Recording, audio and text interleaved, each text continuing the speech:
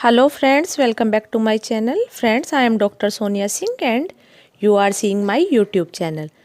Friends, अगर आप मेरे चैनल पर नए हैं तो प्लीज़ मेरे चैनल को सब्सक्राइब कर लीजिए जिससे कि मेरी वीडियो के लिंक सबसे पहले आप तक पहुंच सके।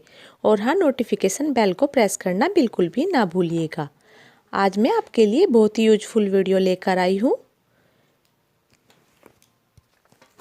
इस वीडियो में मैं आपको बताऊंगी कि सीटेट की तैयारी हेतु कौन कौन से महत्वपूर्ण टिप्स हैं जिससे कि आप अपना एग्ज़ाम क्वालिफाई कर सकें। और यह आगामी 31 जनवरी को होने वाला है। और अगर आप मेरी वीडियो पूरी देखेंगे तो मैं आपको 100% विश्वास दिलाती हूँ कि आप ये एग्ज़ाम ज़रूर क्वालिफाई कर लेंगे। तो चलिए वीडियो स्टार्ट करते हैं। फ्रेंड्स, अगर आप सीटेट के पेपर में अच्छे अंक लाना चाहते हैं तो ये बातें आपके काम आएंगी। सबसे पहले तो आपको यह ध्यान रखना होगा कि जो साइकोलॉजी में क्वेश्चंस आते हैं उनमें बालक कभी भी गलत नहीं हो सकता है।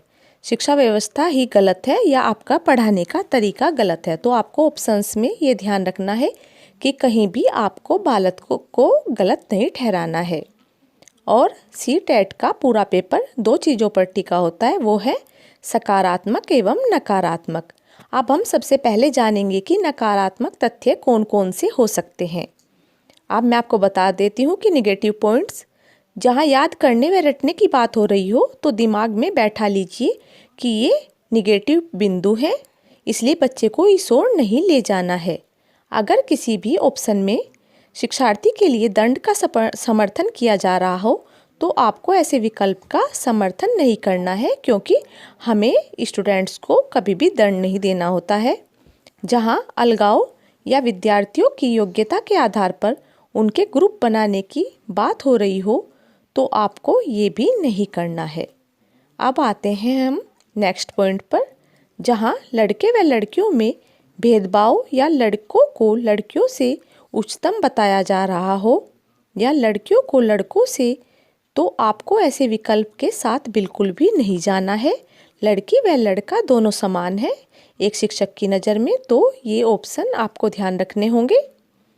नेक्स्ट बिंदु पर आते हैं, जिस विकल्प में सिलेबस को पूरा करवाने या किताबी ज्ञान पर बल दिया जा रहा हो तो मान लीजिए कि यह संकीर्ण विचारधारा है, आपको इसे बिल्कुल भी सपोर्ट नहीं करना है।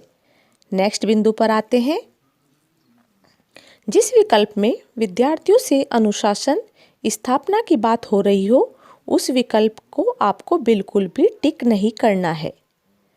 नेक्स्ट पॉइंट है, जिस विकल्प में व्याख्यान विधि की बात हो रही हो या विद्यार्थियों को केवल श्रोता बनाने का समर्थन किया जा रहा हो उस विकल्प के साथ आपको बिल्कुल भी नहीं जाना है। नेक्स्ट बिंदु पर आते हैं, जिस विकल्प में विद्यार्थियों को किसी चीज़ के लिए दोषी ठहराया गया हो आपको ऐसे विकल्प की ओर बिल्कुल भी नहीं जाना है। समझ जाओ कि ये नेगेटिव पॉइंट्स हैं। नेक्स्ट है, जिस विकल्प में अंक या ग्रेड देने या केवल परीक्षा पास करने की बात कही जा रही हो आपको उसके साथ सहमत नहीं होना है, मतलब कि ये नकारात्मक विकल्प है। नेक्स्ट पॉइंट है फ्रेंड्स, यदि किसी विकल्प में बालक को अनुत्तीर्ण करने की बात हो रही हो या उसी कक्षा में रोकने की बात हो रही हो तो समझ जाना कि यह विकल्प गलत है। बालक कभी फेल नहीं हो सकता, शिक्षा पद्धति में ही कोई फॉल्ट है। अब बात करते हैं सकारात्मक पॉइंट्स की। सबसे पहले मैं आपको बता रही हूँ, जहाँ विद्यार्थियों को अधिकाधिक अवसर दिए जा रहे हो, ये पॉजिटिव पॉइंट्स हैं। जहाँ बहुभाषिकता पर बल दिया जा रहा हो ऐसे विकल्प के साथ आपको बिल्कुल भी जाना पड़ेगा। करके सीखने को प्रोत्साहित किया जा रहा हो, जहाँ विद्यार्थियों को कोई कार्य करने हेतु स्वतंत्रता दी जा रही हो। नेक्स्ट पॉइंट है, जहाँ सभी विद्यार्थियों के समावेशन की बात की जा रही हो, जहाँ कक्षीय जीवन को वास्तविक जीवन से जोड़ा जा रहा हो, बिल्कुल सही विकल्प होंगे ये। जहाँ विद्यार्थियों में सृजनात्मकता एवं जिज्ञासा विकसित करने की बात हो रही हो, ये बिल्कुल सकारात्मक पॉइंट्स होंगे। आपको इन ऑप्शंस के साथ ही जाना है। अब मैं कुछ आपको पॉइंट्स बता रही हूँ जो स्पेशल हैं। कुछ शब्द भी सकारात्मक एवं नकारात्मक दोनों होते हैं, जैसे प्रोत्साहित एवं हतोत्साहित।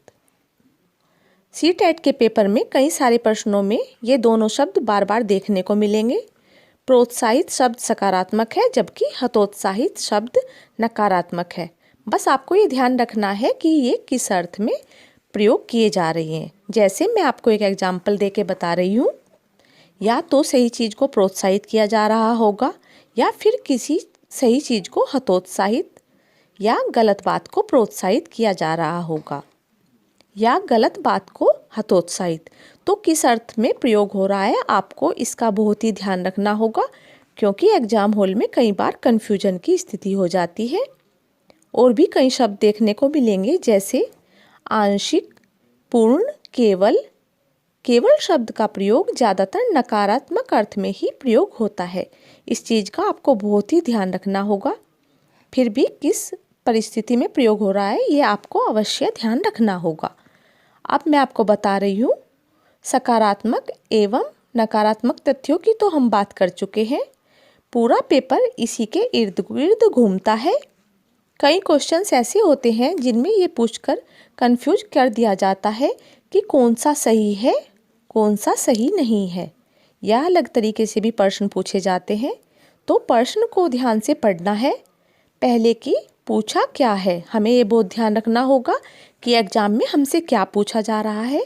ऑप्शंस पूरे पढ़ें, क्योंकि कई बार गलत पूछा होता है और आपको पहला ही ऑप्शन सही लगता है और आप वहीं रुक जाते हैं।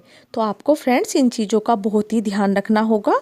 और सबसे ज़रूरी बात है प्रैक्टिस की, कि आपको प्रैक्टिस बहुत ज़्यादा करनी है, क्योंकि लिमिटेड टाइम होता है और आपको उस टाइम में ही अपना क्वेश्चन पेपर सॉल्व करना होता है। तो अपनी पॉजिटिव थिंकिंग के साथ और कॉमन सेंस के साथ इन बातों का आपको ध्यान रखना है। And best of luck for your exam. Bye bye.